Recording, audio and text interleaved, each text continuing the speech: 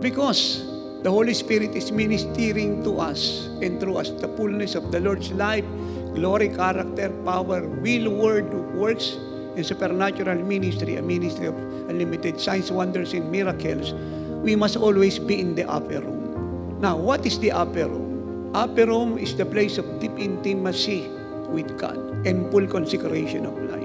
Kagaya ng Panginoon, meron siyang upper room. At yan yung Mount of Olive. Palagi siya ron. Alone with God. Doon nagaganap yung deep intimacy niya sa Father.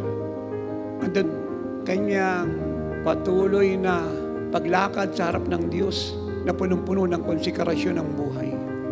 Now, pag sinasabi kong full consecration of life, isa lang ibig sabihin nun, yung buong buhay ninyo sa Lord.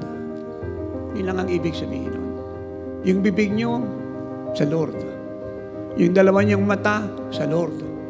Yung isip nyo, sa Lord. Yung pinupuntahan ng paa nyo, sa Lord. Yung ginagawa nyo, sa Lord.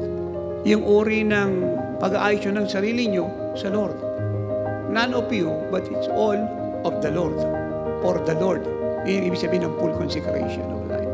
Nabuhay sa kalinisan, kabanalan, matuwid na pamumuhay, makatotohanan ng pamumuhay, mapapagkatiwala ang pamumuhay, mababang loob, maamo.